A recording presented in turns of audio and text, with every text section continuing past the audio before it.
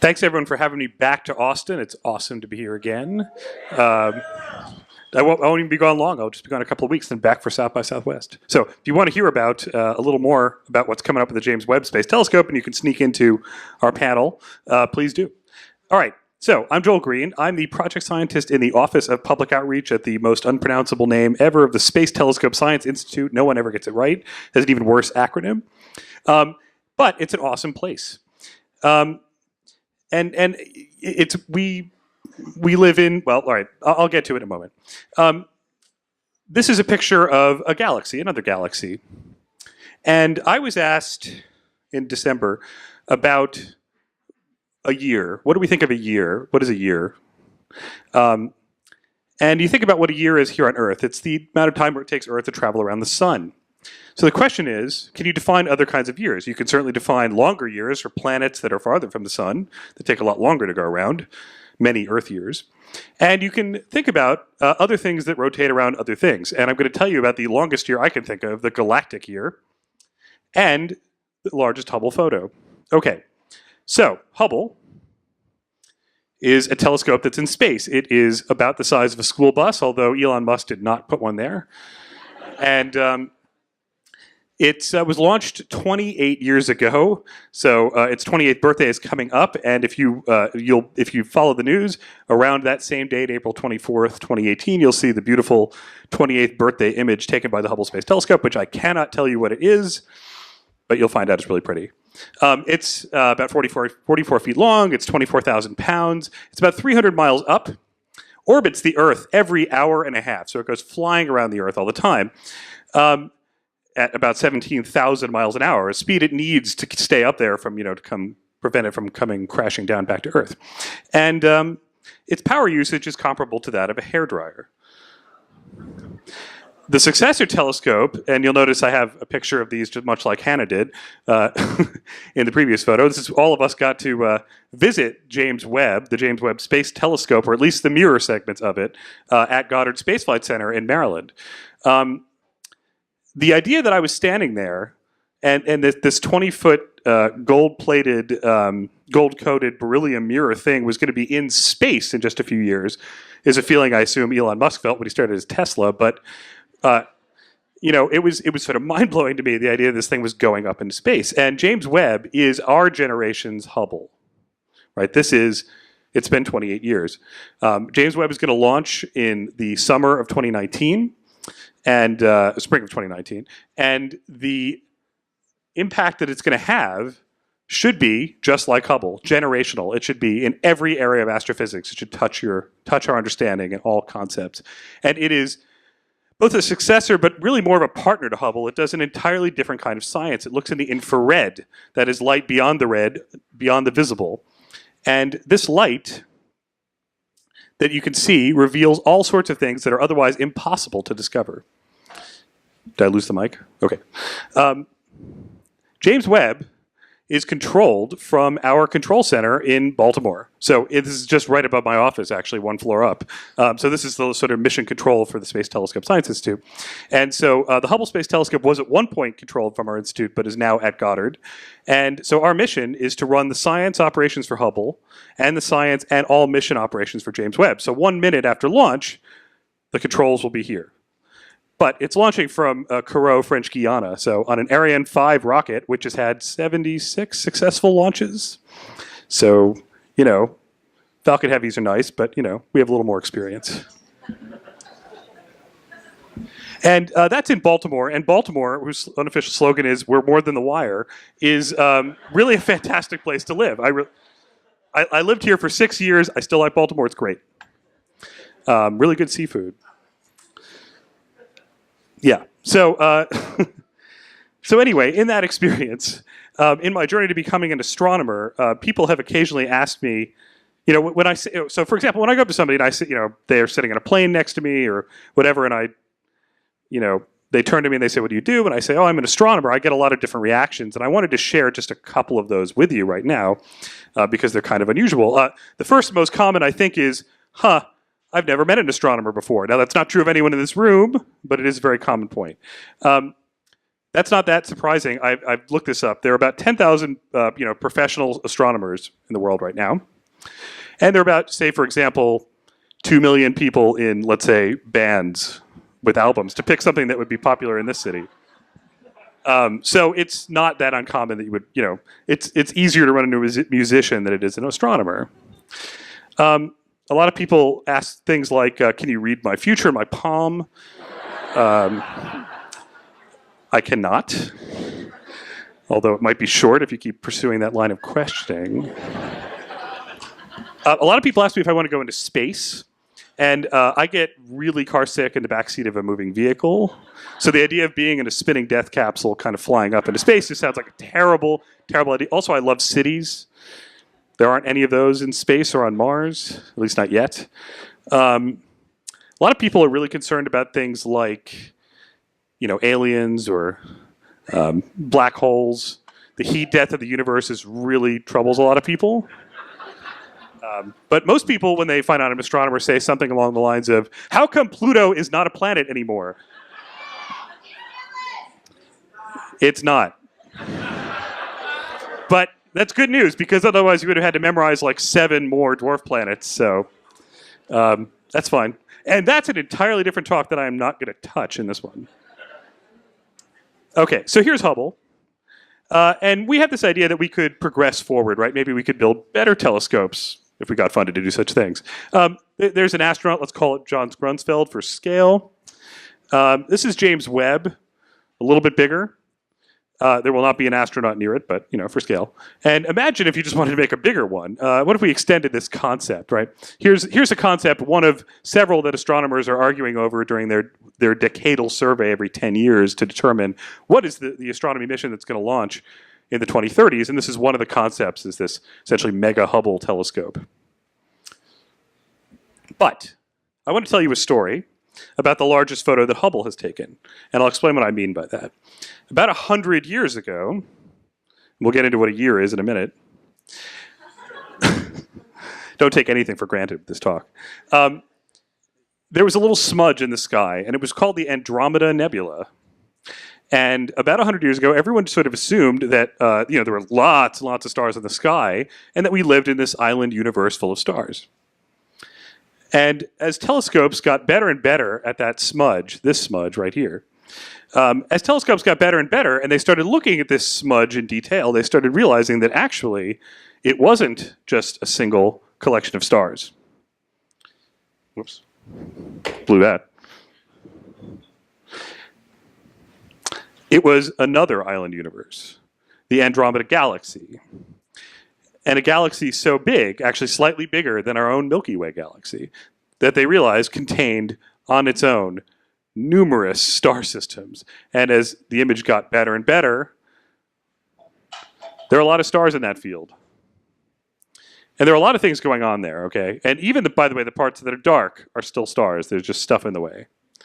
For example, you're seeing in this image, let's see if I can get this to work. Yes, you're seeing in this image stars that are right in front, the really bright stuff, that's in our own galaxy, that's in front of the picture. You're seeing stellar clusters, much like the ones we've talked about today. You're seeing dark spots, which are actually dust lanes. That's where dust itself interferes and blocks some of the visible light from getting through, in the same way that fog clouds do here on Earth, or clouds at sunset, where you see just sort of the dark shadow. And this is where, by the way, the infrared from James Webb gets powerful, because all these dark spots would be the parts that would glow the brightest. And then in these, and then you see the birth of many, many new stars. And in the background, you may notice some little smudges that are other galaxies, just like the Andromeda Galaxy, but that much farther away. So the process repeats. So if you want to get a sense as to what this picture is, now that I've been zooming in on it, about a few years ago, maybe 5 years ago, a program led by Julian Del Canton called the Panchromatic Hubble Andromeda Treasury Survey, or FAT.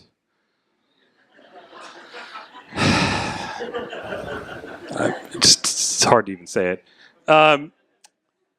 Yeah, Okay, took this sort of panorama image, and so you can see this sort of choppy look to it. And if you ever, the old style iPhones where you would take panoramas and it would kind of piece together pictures, that's what this is. This is the panorama part.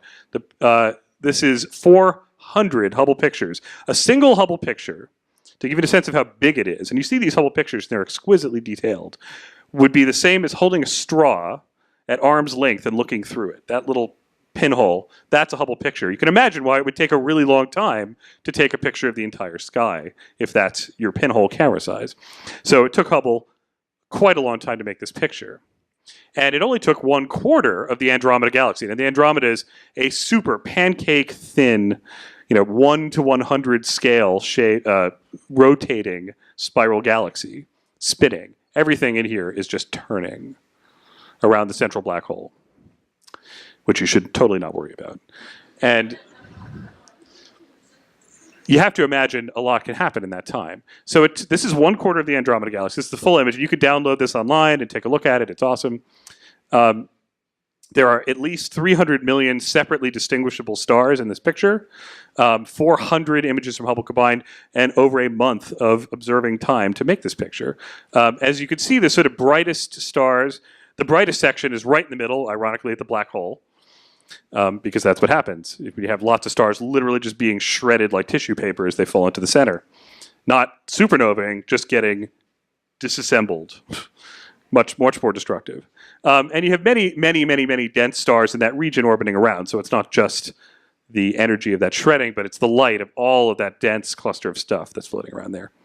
But then as you go farther and farther out, you see the clouds that are blocking part of the light, but you can see that it kind of gets a little bit thinner and thinner and thinner, and as you go off, you sort of get toward the outskirts. If this were the Milky Way galaxy, we'd be about 2/3 of the way out. And good news, this galaxy is coming straight for us. So here is a simulation, which I hope will run.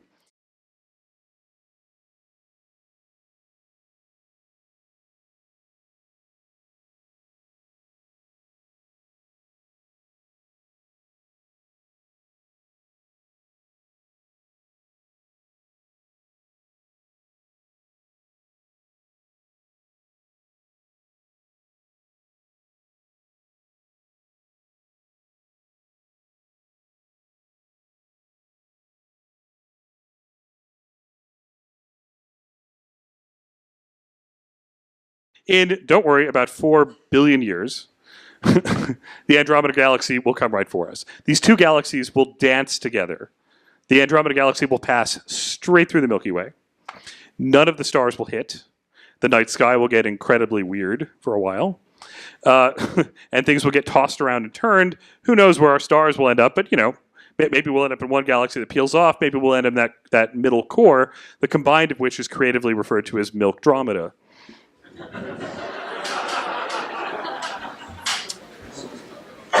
So, okay, so what's a galactic year? That's what I was getting at, right? That's what I advertised this talk, so I probably should mention what that is. So the idea is, again, in our own Milky Way, and this is an artist's impression or a cartoon of what the Milky Way galaxy might look like if you were to fly out of it from above, it would take about 1 million years to get this point of view. So, enjoy the art. So these arms are sort of wound, right? So they're spinning, so that they slowly, essentially the longer part of it takes, the part farther out takes longer to rotate around. It kind of gets dragged around like a soup. But, as I said, we would be about 2/3 of the way out. So for us to complete one trajectory around this thing takes about 200 million years. So a galactic year is 200 million of our Earth years. So a lot can happen in a galactic year, and I just want to show you a few things that have happened in the last 60. This is really cheating. 61 years ago, galactic years ago, the Big Bang. Now, of course, there was no galaxy then, so it's a little shady to call it that. Now, I don't believe everything in this chart, but we'll go with it. About 54 galactic. So our Milky Way is about 54 galactic years old, depending upon exactly how it formed. The Sun was born about 20 galactic years ago. Oceans appeared about 17, and life began essentially immediately afterwards. And by life, I mean single-celled organisms, bacteria. About 10 galactic years ago, you get some stable continents. Eukaryotes appear 2/3 galactic years ago, and multicellular organisms. So multicellular organisms are only about 7 galactic years old. Cambrian explosion, that's when you get the variety of species we start to think about as, the planet having life, 2.4 galactic years ago. The Permian-Triassic extinction event, 1 galactic year ago. The Cretaceous-Paleogene extinction event, 0.3 galactic years ago. That's the dinosaur killer. So that was 0.3 galactic years ago that dinosaurs died off. So we've only gone about a third of the way around the Milky Way since then. About 65 million years. And our own humble appearance about 1,000th of a galactic year ago. So I like this one much better because it tells us what's going to happen in the future. And it's really the grimmest table I've ever seen. And again, I really do not believe about half of these. But let's go with it. Okay, so in this Wikipedia-based theory, in 1 galactic year, all of the continents on Earth fuse into a supercontinent. Okay, there's some good names there: Amasia, Novo Pangea, and Pangea Ultima. I like that. All right. About a galactic year later, tidal acceleration moves the moon far enough from the Earth that total solar eclipses are no longer possible. That's right, no more solar eclipses. Life will be so uninspired, people will just be depressed that they will not be able to see that anymore. It's a pretty cool coincidence right now that they're almost the same size. 2 galactic years later, carbon dioxide levels fall to the point at which photosynthesis is no longer possible. All multicellular life dies out. Now, I don't know about that one, but okay, we can fix that. I really like this one. 12 galactic years from now, Earth's magnetic field shuts down, and charged particles come out of the sun, strip away the entire atmosphere, and kill everything that's still around. Thank you. Okay, 15 galactic years, we resemble Venus, which is the worst planet ever. Venus is Earth's twin, except for that it's a horrible hellscape, where it rains acid and is like 90 times more dense pressure than it is here, and it's just like the greenhouse effect from hell. It's awesome, and we really would not want to emulate it at all. And then, as I mentioned, after that, about 22 galactic years from now, Milky Way and Andromeda ram into each other, making aforesaid Milkdromeda. Then the sun ejects a planetary nebula, basically dying and leaving behind its core, blowing that through the Earth. And as I've maybe mentioned in other venues, if we have not figured out how to get away by that point, we deserve to be killed by the sun. Because that's a long time. About 5 galactic years after that, the Milky Way and Andromeda will complete their merger, throwing everything in the air, and whoever is around then will have this fantastic view of something, if we're not flung out. And then, if you go really far forward in time, the universe's expansion causes all the galaxies to, because of dark energy, essentially vanish from all view, leaving the night sky a cold, dark void. And absolutely nothing to see. So, things are really good at that point. So, in summary, we're all going to die. And the universe will become a cold, empty vacuum of space. But there are a lot of stars out there. And I want to get you inspired with, maybe this video might actually play. This view, this zoom in from where we started all the way into the Andromeda Galaxy. Now just imagine that every one of the stars in this galaxy has, judging by the Kepler Space Telescope, 10 planets on it. And maybe a habitable one. And how many stars are there in this picture that could be building their own James Webb Space Telescopes to look back at us? And just kind of imagine what's out there.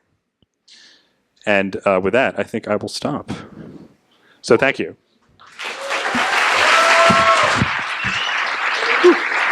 Thank you, Dr. Joel Green, aka Star Destroyer. We have time for some questions before we wrap up. I think I made everyone really depressed. All right, we'll start right here up front. So if there is nobody else out there and there is no other James Webb telescopes, like, how long do we have? The question was, if there are no aliens out there and there are no other James Webb Space Telescopes, which would be a tragedy, how long do we have? That depends on our ingenuity. A lot of the problems that were listed on that thing are surmountable. They're certainly not physically unbeatable. Even the craziest stuff you can imagine is solvable at some level. Why do we have to be stuck here? The problem is that dratted speed of light limitations really going to slow us down. But I mean, there are definitely ways you can mitigate the problem. So it depends on which issue you're talking about. But you know, the more James Webbs, the merrier, as far as I'm concerned, because they could all do fantastic science. He gave me 3 of them. We'd do 3 times the science. Let's save the second question for after the talk. Let's move on right here. The James Webb was originally scheduled for 2018. Now it's 2019. What are the chances it's going to slip even further?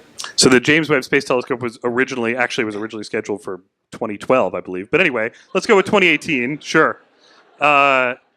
I will point out that the schedule had not moved for the 8 years prior to that little last launch delay. And what basically happened was that Northrop Grumman, who is the prime contractor for the telescope, realized that to test James Webb's fantastic sun shield, its protection from heat, took a lot longer than they thought. So they just want to get it right and spent a lot longer on it, so they basically just needed to build in more time for testing. So that was the main schedule driver, I think, that was left. And the reason I think that it got delayed so much is that Ariane Space, the company that's launching Webb, wanted to know at least a year in advance what the launch date is. So I would bet that the delays at this point will be minimal. All right, one more question right there. Bill Lawson, I looked at that Andromeda mosaic, but if I remember right, there were clearly 2 totally different sets of images put together into that mosaic. Some of them had like a lot more red in it than the other. Or were they all taken and processed with the same parameters? The question is, where did the different colors in the Andromeda image come from, I think? Is that a good summary? The images, it depends. I mean, Andromeda has been observed several times. And so it's observed with different instruments on the Hubble Space Telescope, different bands. And so exactly which bands are in this image, I think that this mainly consists of a visible light image and a very near infrared image overlaid on each other. So they are processed to the same level in the sense that they both go through Hubble's, pipeline of software, and they come out the other end, and they're affirmed, right? So the question is, how can you best portray that image? So it's 2 colors. I think that the red color might technically be infrared. All right, let's thank Star Destroyer one more time.